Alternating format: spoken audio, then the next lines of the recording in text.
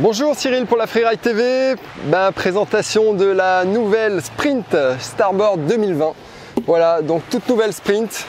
Alors que là je viens d'essayer en 20-75. Alors déjà pour vous expliquer, dans cette gamme cette année, en fait toutes les planches ont été réduites grosso modo d'1 pouce.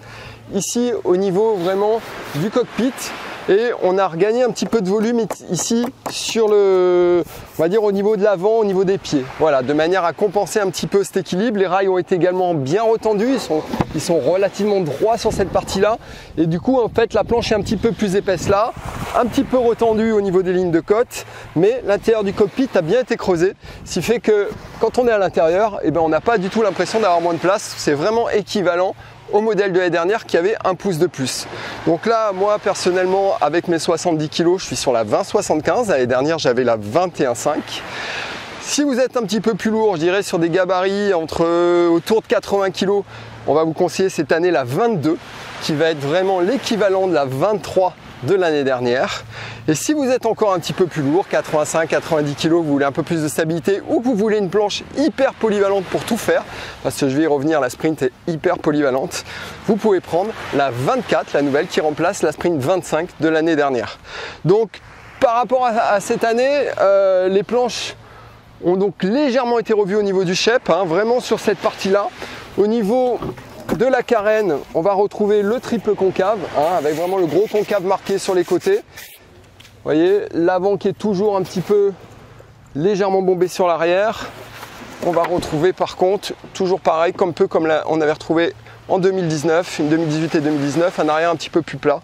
Voilà, donc une carène qui est bleue, qui n'est plus blanche poncée.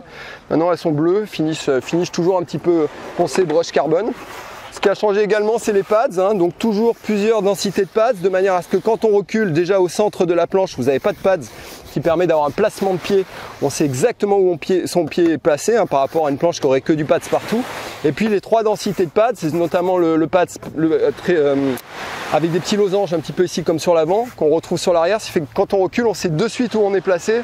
Et du coup, la planche est très facile, elle est assez plate sur l'arrière, du coup, elle reste assez facile vraiment en pratique. C'est une planche qui tourne toujours très très bien, qui n'est pas plus difficile à tourner dans les virages, malgré le fait qu'elle fasse 1 pouce de moins. Au contraire, moi j'ai trouvé que presque on était même plus stable. On va dire elle est aussi stable, on va pas exagérer non plus. C'est vraiment une planche qui est bluffante dans toutes les conditions. J'y reviens, la Sprint c'est une planche vraiment qui marche dans toutes les conditions. C'est une planche qui est très rapide sur le plat, mais c'est une planche qui marche bien sur des downwind. C'est une planche qui marche bien dans de la mer agitée. Peut-être voilà une grosse houle croisée, travers, là oui on va être un petit peu moins bien, mais on va être un peu moins bien si on a un prix très étroit. Si on garde de la largeur, on va être bien. On est vraiment très très stable dans cette planche. Le fait d'avoir le pont creusé, d'être bas, la carène, c'est une planche qui est incroyable de stabilité. Là en 20-75, j'ai eu plusieurs messages qui m'ont dit mais t'es fou, mais qu'est-ce que c'est, moi je tiens jamais là-dessus. Mais c'est incroyable, j'ai fait monter des gens de 80 kg dessus, ils tenaient sans problème sur du plat. Voilà. Et dans de la mer agitée, on est allé à faire jusqu'à des downwind dans du 35 nœuds avec. Écoutez, c'est bluffant. C'est bluffant. Alors ça demande un peu plus de déplacement que sur une All-Star ou une Ace. C'est un peu plus technique dans ces conditions-là, bien sûr. Mais c'est bluffant, ça marche. C'est hallucinant. Donc la Sprint, il faut bien se rendre compte que c'est une planche qui est très polyvalente, qui n'est pas qu'une planche de plat, j'insiste. Qui plus est, cette année, on a une nouvelle construction qui s'appelle Wood Carbon.